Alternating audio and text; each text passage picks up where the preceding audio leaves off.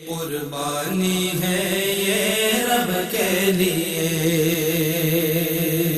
دیکھا حضرت ابراہیم نے ایسا، قربان کر رہا ہوں خواب میں بیٹا۔ جی بسم اللہ الرحمن الرحیم۔ خواجہ غریب نواز ویلفیئر ٹرسٹ کی جانب سے قربانی اپیل 2023 میں آپ کو خوش آمدید کہتے ہیں۔ ناظرین، قربانی اپیل کے حوالے سے ہم متعدد پروگرام کر چکے ہیں اور اس کا مقصد یہی ہوتا ہے، اور نہ صرف اس بار بلکہ سالہ گزشتہ میں بھی اس کے پروگرامز جاری رہتے ہیں، اور اس کا مقصد یہی ہوتا ہے کہ جو قربانی کا فریضہ رب تعالیٰ نے ہمارے ذمہ لگایا ہے، ہم اس فریضے کو ادا تو کرتے ہیں، لیکن بدلتے ہوئے زمانے کے لحاظ سے، بدلتی ہوئی دنیا کے چیلنجز کے لحاظ سے اس شعبے میں بھی لوگوں کے لیے آسانی پیدا کی جا سکے۔ چونکہ ہم جانتے ہیں کہ آج کل بہت سے علاقے ایسے ہیں، بہت سی سوسائٹیز ایسی بن چکی ہیں، بہت سے فلیٹس ایسے ہیں، یا دنیا میں بہت سے ممالک، پورے کا پورا شہر ایسا ہے کہ جہاں پر قربانی کی سہولت ویسے دستیاب نہیں ہوتی جیسے ہم اور آپ ہمیشہ سے ایکسپیرینس کرتے آئے ہیں اپنے بچپن سے اور پھر لڑکپن میں، کہ ہم جانور لے آیا کرتے ہیں اور پھر اپنے گھروں کے سامنے اسے باندھتے ہیں، اور پھر جب قربانی کا وقت آتا ہے تو اپنی گلیوں میں یا صحن میں جس کو جس طرح سے سہولت ہو اس طرح سے قربانی کا یہ فریضہ سر انجام دیتے ہیں۔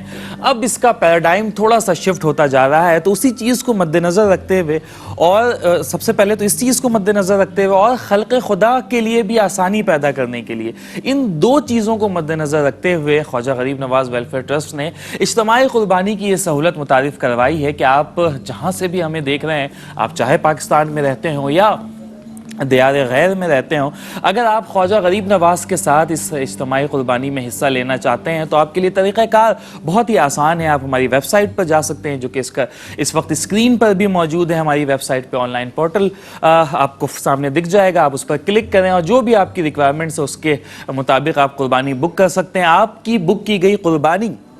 پاکستان میں بھی اور دیگر مقامات پر بھی ادا کی جا سکتی ہے، اور آپ کو صرف رقم ٹرانسفر کرنی ہوگی، جو کہ آپ آن لائن ٹرانسفر کے ذریعے بھی کر سکتے ہیں۔ Visa card, master card, debit cards وغیرہ جو ہیں یہ بھی ایکسیپٹیبل ہیں۔ آپ اپنی قربانی بک کرائیں اور آپ کی قربانی کا جو گوشت ہے وہ مستحقین تک پہنچایا جائے گا۔ اور سب سے جو جسے آپ کہہ لیں کہ تسلی بخش بات ہوتی ہے کہ ویسے تو بہت سے ادارے اس کی سہولت دے رہے ہیں، اور یقینی طور پہ سب اپنے اپنے طور پر یہ کوشش کرتے ہوں گے کہ بہتر سے بہتر انداز میں کیا جا سکے، لیکن کے جی این کے ساتھ آپ کا تعلق کافی پرانا ہے، اور آپ جانتے ہیں کہ الحمدللہ ثم الحمدللہ یہ علماء کرام کی زیر نگرانی، زیر سرپرستی کام کرتا ہے، اور شریعت کے تقاضوں کے مطابق قربانی نہ صرف ادا کی جاتی ہے بلکہ اس کا گوشت مستحقین تک کچا تقسیم بھی کیا جاتا ہے۔ اور ہمارے مختلف دسترخوانوں پر جو آپ کراچی شہر میں اور پاکستان کے دیگر علاقوں میں مختلف چوک چوراہوں پر، شاہراہوں پر، ہسپتالوں کے سامنے، اس کے ارد گرد آپ دیکھتے ہیں کہ کے جی این کے دسترخوان ہے، وہاں پر اسے پکا کر بھی لوگوں میں تقسیم کیا جاتا ہے، اور کوشش کی جاتی ہے کہ جب یہ کھانا پکا کر تقسیم کیا جا رہا ہے تو ہم جس طرح سے بقرعید کو یہ فریضہ تو ادا کرتے ہیں اور ساتھ ہی ساتھ ایک تہوار کے طور پر اسے سیلیبریٹ بھی کرتے ہیں، اسے مناتے بھی ہیں کہ وہ چلے قربانی تو ہوگی۔ اللہ تعالیٰ خود ہی ارشاد فرماتا ہے نا کہ مجھ تک نہ تمہارا خون پہنچتا ہے، نہ گوشت پہنچتا ہے، بلکہ جو چیز مجھ تک پہنچتی ہے وہ تمہاری نیتیں ہیں، تو ثواب کا تعلق اور قبولیت کا تعلق تو ہے، لیکن پھر جو گوشت آتا ہے ہم کوشش کرتے ہیں کہ اس سے طرح طرح کے پکوان بنائے جا سکیں۔ باربیکیو کا ایک بڑا اہتمام ہوتا ہے، تو بہت سے ہمارے ہم وطن، بہت سے ہم مذہب ایسے بھی ہیں جو ان نعمتوں سے اس طرح سے لطف اندوز نہیں ہوتے سارا سال جیسے ہم اور آپ ہوتے ہیں، تو ان کے لیے بھی کم سے کم اس موقع پر جو ہے وہ کوشش کی جاتی ہے کہ انہیں جب یہ گوشت پکا کر دیا جائے تو کچھ باربیکیو بھی کر لیا جائے، مختلف انواع اقسام قسم کے جو سالن ہے، ہانڈی ہے، وہ تیار کر لی جاتی ہے تاکہ لوگ جو ہے وہ اس موقع سے استفادہ حاصل کر سکیں۔ اسی حوالے سے پروگرام میں مزید بات بھی کریں گے۔ میں ریٹ لسٹ آپ کو بتا دیتا ہوں، پھر پروگرام میں ہمارے ساتھ علماء کرام بھی تشریف رکھتے ہیں، ہمارے ساتھ ثنا خوان بھی موجود ہیں، ان کا تعارف بھی آپ سے کرائیں گے، ان سے گفتگو بھی کریں گے۔ میں آپ کو بتا دیتا ہوں کہ ہمارے آئی بی این نمبر اس وقت اسکرین پر موجود ہیں۔ اگر آپ گائے میں ایک حصہ لینا چاہتے ہیں تو 16,000 روپے کا ایک شیئر ہے، اگر آپ پوری گائے لینا چاہتے ہیں تو 1,12,000 روپے، اگر آپ ایک مکمل بکرا کرنا چاہتے ہیں تو 28,000 روپے کی رقم اس بار مختص کی گئی ہے کے جی این کی جانب سے۔ آپ کو جس میں بھی سہولت ہو، آسانی ہو، آپ یہ قربانی کے جی این کی وساطت سے بک کر سکتے ہیں، اور طریقہ کار سارا ہم نے آپ کو بتا دیا ہے۔ بہرحال اس حوالے سے مزید تفصیلات بھی پروگرام میں آگے آپ کو بتائیں گے۔ ہمارے ساتھ پروگرام میں علماء کرام تشریف رکھتے ہیں۔ سب سے پہلے میں اپنے مہمانوں کا تعارف کرواتا ہوں۔ سب سے پہلے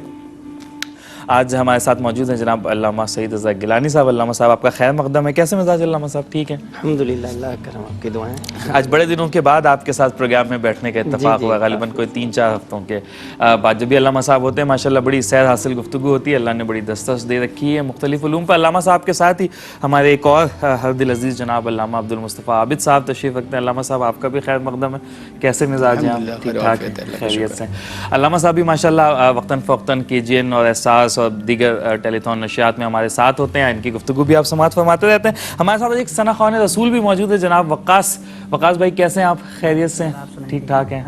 وقاص بھائی سے ہم کوشش کریں گے کہ اس مختلف نعتیہ کلام اور یہ پروگرام میں سنتے رہیں. آغاز وقاص بھائی آپ سے ہی کر لیتے ہیں, ایک حمدیہ کلام پروگرام میں شامل کرتے ہیں اور پھر علماء کرام کی جانب جائیں گے اور گفتگو کا سلسلہ شروع ہوگا. جی وقاص بھائی. صلی اللہ علیہ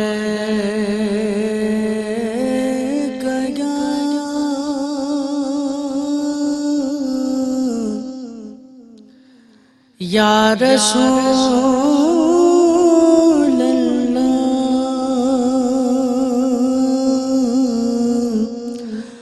وسلم علیک یا حبیب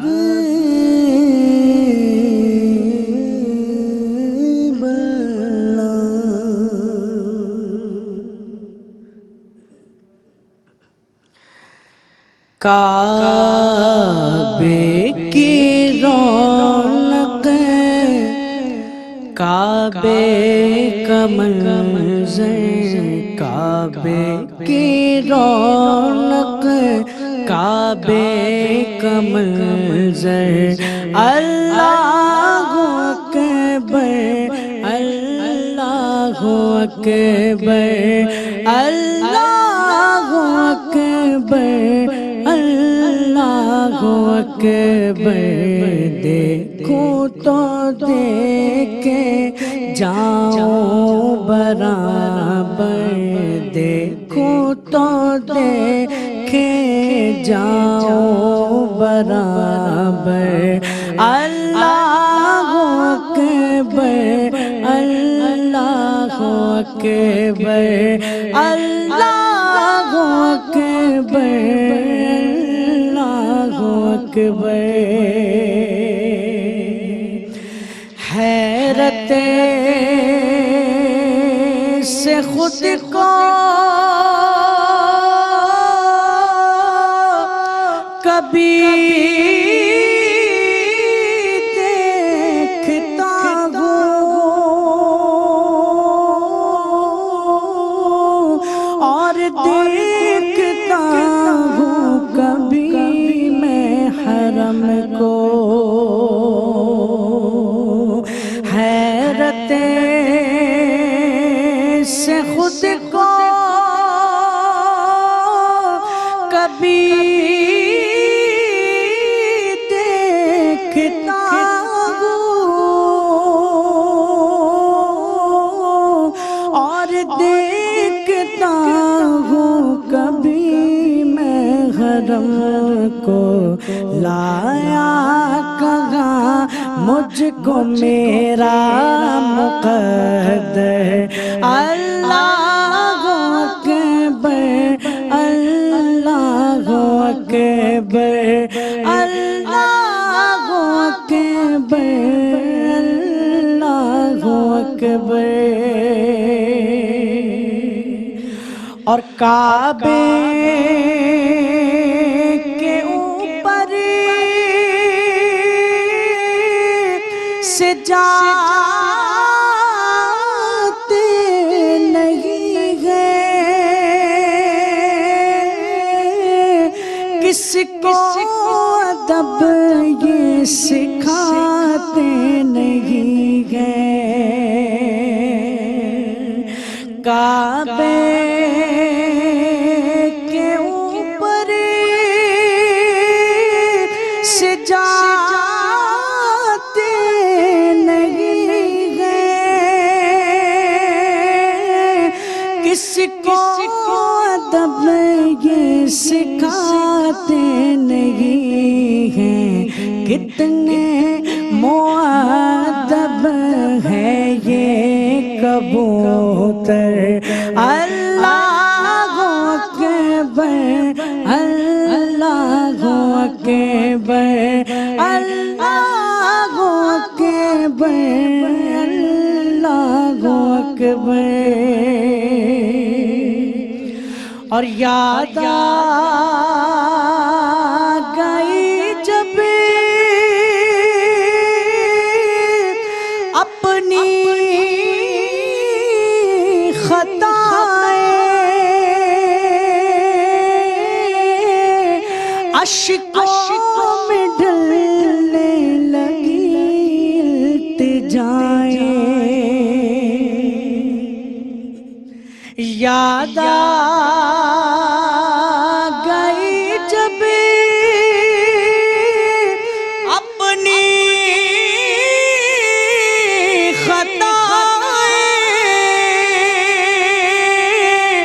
اشکوں میں ڈلنے لگی التجائیں رویا رویا غلاف کعبہ پکڑے کر اللہ اکبر اللہ اکبر اللہ اکبر اور مولا مولا سبھی اور کیا چاہتا ہے بس مغفرت کی عطا چاہتا ہے بخشش کے طالب پہ اپنا کرم کر اللہ اکبر اللہ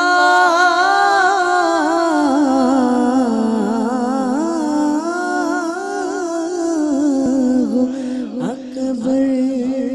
اللہ سبحان اللہ بھائی بہت ہی خوبصورت وقاص بھائی ماشاءاللہ ماشاءاللہ ناظرین پروگرام میں گفتگو کا سلسلہ اس کا آغاز کریں گے علماء کرام ہمارے ساتھ تشریف رکھتے ہیں آج کا جو ہمارا موضوع ہوگا وہ قربانی کے حوالے سے تو ہوگا ہی ہم قربانی کی فرضیت کے حوالے سے اس کے مسائل کے حوالے سے اور اس کے دیگر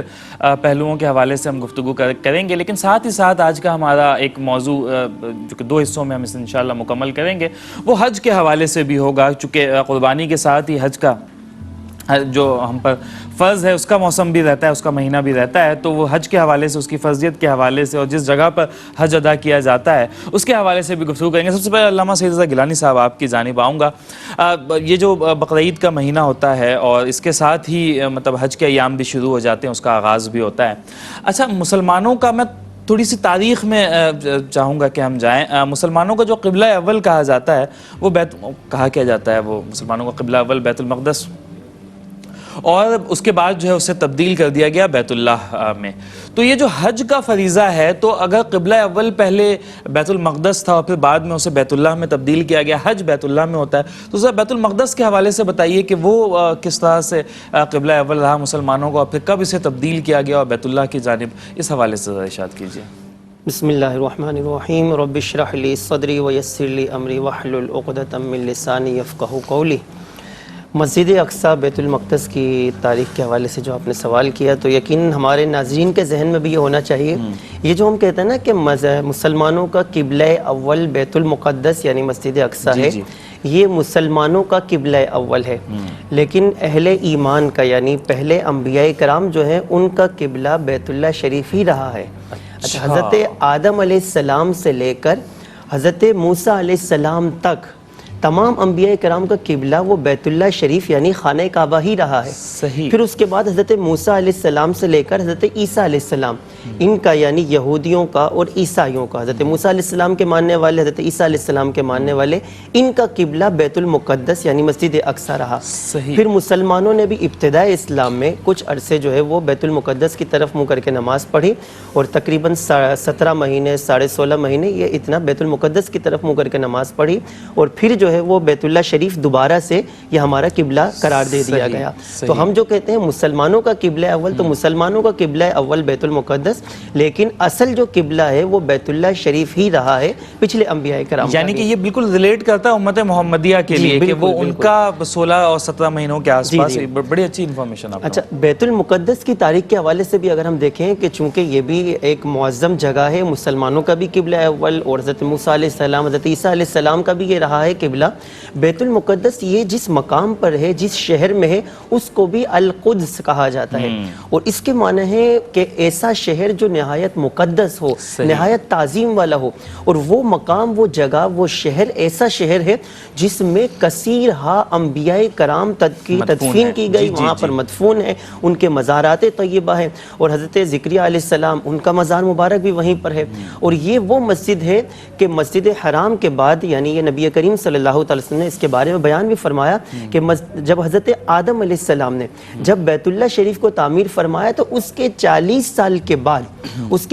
سال کے بعد یہ مسجد تعمیر کی گئی، یعنی مسجد اقصیٰ. اس سے اندازہ لگائیں کتنی قدیم مسجد ہے، کتنی پرانی مسجد ہے، کتنی قدیم ہے. اچھا، اس کی تعمیر میں بھی انبیاء کرام خود شریک رہے بنفس نفیس. اس کو حضرت آدم علیہ السلام نے پہلے تعمیر فرمایا. پھر اس کی تاریخ میں آتا ہے، بیت المقدس کی تاریخ میں، کہ حضرت نوح علیہ السلام کے بیٹے حضرت سام بن نوح، انہوں نے بھی اس کو تعمیر فرمایا. پھر حضرت زکریا علیہ السلام نے اس کو تعمیر فرمایا. پھر چونکہ حضرت زکریا علیہ السلام جب اس کی تعمیر فرما رہے تھے، پھر حضرت داؤد علیہ السلام جو حضرت سلیمان علیہ السلام کے والد گرامی، جب حضرت داؤد علیہ السلام نے بیت المقدس کی تعمیر کو از سر نو شروع فرمایا، تو پھر درمیان میں ان کا اس کی تعمیر مکمل ہونے سے پہلے جب ان کے وصال کا وقت قریب ہوا تو انہوں نے اپنے بیٹے حضرت سلیمان علیہ السلام کو اس کی تکمیل کی وصیت فرمائی تھی. اب دیکھیں، حضرت سلیمان علیہ السلام اللہ کے وہ نبی ہیں کہ اللہ تبارک و تعالی نے ان کی بادشاہت کو پوری دنیا میں پھیلا دیا تھا. جنات پر بھی آپ کی حکومت تھی، ہوا پر بھی آپ کی حکومت تھی،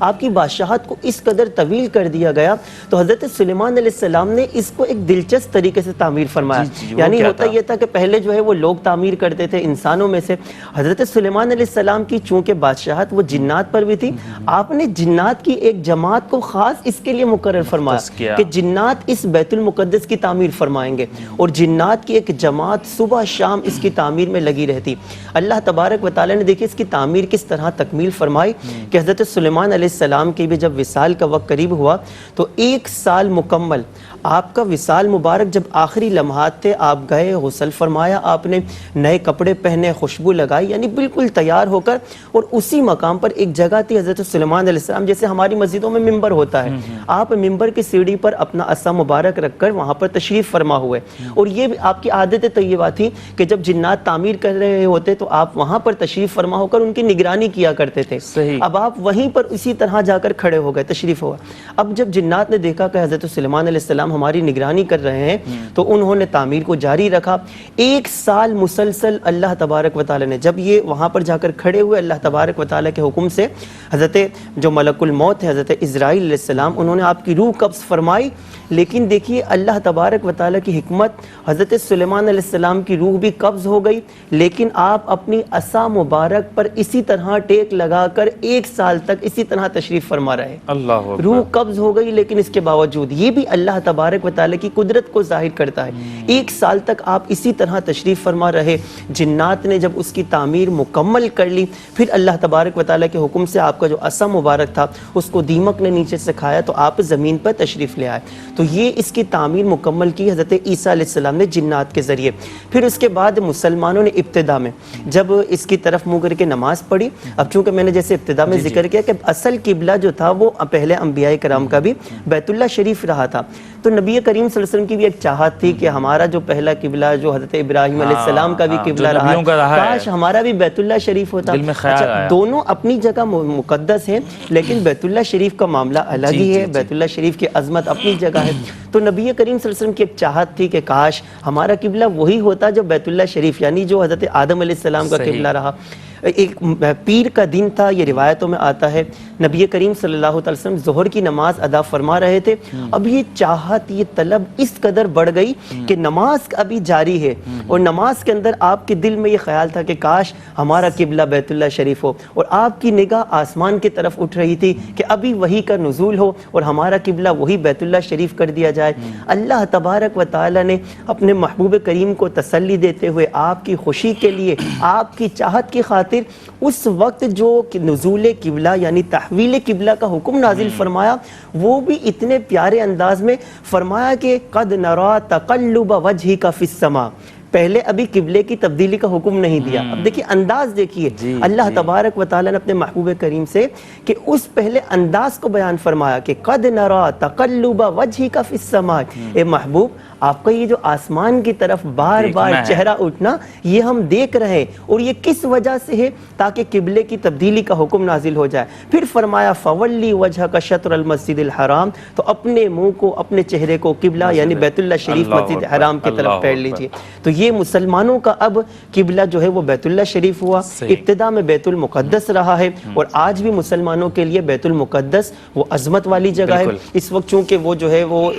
اسلامی شاعر وہاں پر نہیں ہے، وہاں یہودیوں کا قبضہ ہے۔ ہماری دعا ہے اللہ تبارک و تعالی مسلمانوں کا قبلہ اول جہاں پر ایک نماز حضور نبی کریم صلی اللہ علیہ وسلم کے فرمان کے مطابق 25,000 نمازوں کا ثواب، ایک عبادت بیت المقدس کے اندر 25,000 عبادتوں کا ثواب ملتا ہے۔ اللہ تبارک و تعالی مسلمانوں کے قبلہ اول بیت المقدس کو آزادی نصیب فرمائے۔ بہت خوبصورت ماشاءاللہ علامہ صاحب آپ نے گفتگو کی، اور تاریخی پہلوؤں کے حوالے سے بھی بڑا بتایا۔ علامہ مصطفیٰ صاحب آپ کی جانب، اور جس طرح سے حج کی فرضیت ہم جانتے ہیں کہ مسلمانوں پر جو بنیادی ارکان میں سے اس میں سے، اور آج کل دیکھا جا رہا ہے کہ لوگوں کے پاس پیسہ تو ہوتا ہے، اب وہ اس کی تقسیم کو سمجھ نہیں پاتے کہ اب اگر کسی کے پاس اس قدر رقم ہو آج کے زمانے میں کہ جس سے حج ادا کی جا سکتی ہو، لیکن اس کا گھر نہیں بنا ہوا ہے اور وہ چاہتا ہے کہ پہلے گھر کی تعمیر کر لے یا کوئی اور ضروری کام ہے، تو اس کی فرضیت کو اس طرح سے بیان فرمائے کہ کن لوگوں پر یہ فرض ہے، کتنے پیسے ہونے چاہیے، اور اگر اتنے پیسے ہوں تو پہلے وہ کام کرے یا اس کے بعد حج فرض ہو چکا ہوتا اور پھر جب تک وہ زندہ ہے اس پر حج فرض رہے گا، یا جس وقت اس کے پاس پیسے آئیں بس اس سال کے لیے فرض ہے۔ تو حج کی فرضیت کے حوالے سے مفصل گفتگو فرما دیں۔ الحمدللہ وحدہ والصلاة والسلام علی من لا نبی بعدہ۔ دیکھیں حج جو ہے وہ ارکان اسلام میں سے ایک رکن ہے کہ اسے رکن اعظم بھی کہا جاتا ہے، اور اللہ تبارک و تعالی نے قرآن مجید فرقان حمید میں اس کی فرضیت کو واضح طور پر بیان فرمائے کہ ان اول بیت وضع للناس للذی ببکۃ مبارک وہدی للعالمین فیہ آیات بینات مقام ابراہیم۔ سب سے پہلے بیان فرمایا کہ مسلمانوں کے لیے اللہ تعالیٰ نے جو سب سے پہلا گھر بنایا وہ خانہ کعبہ ہے، جس کی تفصیل علامہ صاحب نے واضح طور پر مفصل بیان فرمائی۔ اور پھر اللہ تبارک و تعالیٰ نے اس آیت میں فرمایا کہ وَلِلَّهِ عَلَى النَّاسِ حِجُّ الْبَيْتِ مَنِ اسْتَطَاعَ إِلَيْهِ سَبِيلًا، اور لوگوں کے لیے، اللہ کے لیے ہے لوگوں پر کہ وہ حج بیت اللہ کا طواف کریں، حج کریں، اور جو راستے کی استطاعت رکھتا ہو۔ حدیث پاک میں رسول اللہ صلی اللہ تعالیٰ علیہ وسلم نے ایک خطبہ ارشاد فرمایا، اور پھر آپ نے بیان فرمایا کہ اے لوگو تم پر حج فرض کیا گیا ہے لہٰذا تم حج کرو۔ جب حضور نے یہ بیان فرمایا تو ایک شخص نے عرض کی کہ یا رسول اللہ کیا ہر سال حج فرض کریں؟ حضور نے سکوت فرمایا۔ پھر انہوں نے 3 مرتبہ یہ سوال کیا کیا ہر سال حج کریں؟ تو حضور نے فرمایا کہ اگر میں کہہ دیتا ہاں تو تم پر واجب ہو جاتا اور تم نہ کر سکتے۔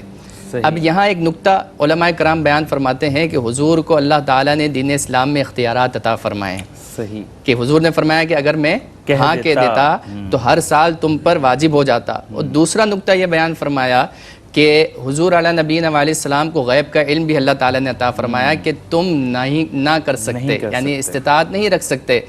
تمہارے لیے مشکل ہو جاتا۔ تو حضور نے فرمایا کہ جس بات کے لیے میں تمہیں حکم دوں جہاں تک ممکن ہو اسے کرو۔ کثرت سوال کی وجہ سے گزشتہ انبیاء کی امتیں ہلاک اسی وجہ سے ہوئی ہیں کہ وہ کثرت سوال کی وجہ سے، جو چیز میں تمہیں دوں اسے لے لو، جس چیز سے منع کروں تو اسے چھوڑ دو۔ تو یہاں پر یہ واضح ہو گیا کہ اللہ تبارک و تعالیٰ نے بھی قرآن میں واضح طور پر بیان فرمایا کہ حج فرض ہے، کہ اس پر کہ جو راستے کی استطاعت رکھتا ہو، اور حضور نے بھی بیان فرمایا کہ زندگی میں ایک بار تم پر حج فرض ہے۔ حج کی فرضیت اور اس کی فضیلت، ظاہر ہے کہ فضیلت جب ہم سنیں گے تو ہمارے دل میں مزید ذوق و شوق اس حج کو کرنے کا پیدا ہوگا۔ رسول اللہ صلی اللہ تعالیٰ علیہ وسلم نے ارشاد فرمایا کہ جس نے حج کیا یا جس نے عمرہ کیا، تو حج اور عمرہ محتاجی اور گناہوں کو اس قدر صاف کرتا ہے، اس قدر دھوتا ہے، جس طرح سونا، چاندی، لوہا، بھٹی جو ہے وہ سونے اور چاندی کے میل کو دور کرتی ہے، اسی طرح حج اور عمرہ تمہارے گناہوں کو اور تمہاری محتاجی کو دور کرتا ہے۔ تو لہٰذا حج اور عمرہ کیا کرو، اور فرمایا کہ جس نے حج اور عمرہ کیا اور اس میں کسی فحش کلام کو نہ کیا، اس میں کسی فسق و فجور والے کام نہ کیے، گناہوں سے دور رہا، تو گویا وہ ایسا لوٹتا ہے کہ آج ہی اپنی ماں کے پیٹ سے پیدا ہوا ہو۔ اور اسی طرح رسول اللہ صلی اللہ تعالی علیہ وسلم نے فرمایا کہ حج جو کرتا ہے وہ کل بروز قیامت اپنے 400 گناہگار مسلمانوں کی شفاعت فرمائے گا۔ سبحان اللہ۔ صحابہ کرام نے عرض کیا کہ رسول اللہ صلی اللہ علیہ وسلم سب سے افضل ایمان کون سا ہے؟ تو آپ نے فرمایا کہ سب سے افضل عمل، آپ نے فرمایا ایمان لانا، پھر فرمایا کہ اس کے بعد سب سے افضل عمل، تو آپ نے فرمایا کہ جہاد کرنا، پھر آپ نے فرمایا کہ اس کے بعد، تو فرمایا کہ حج مبرور کرنا، اور حج مبرور کی جزا کچھ اور نہیں بلکہ جنت ہے۔ اللہ اکبر، سبحان تو اللہ۔ حج اور عمرے کی فضیلت تو بے شمار ہے، فضیلت کے حوالے فضیلت سے تو میں نے کلام کر دیا، لیکن فرضیت کے حوالے سے بھی آپ کی جانب میں آؤں گا، بتاتا ہوں۔ لیکن یہاں پہ وقت ہوا ایک چھوٹی سی بریک کا، تو بریک پر جانا ہے، ایک چھوٹا سا وقفہ ہے، واپس آتے ہیں، ہمارے ساتھ رہیے گا۔ قربانی ہے یہ رب کے لیے، دیکھا حضرت ابراہیم نے ایسا، قربان کر رہا ہوں خواب میں بیٹا۔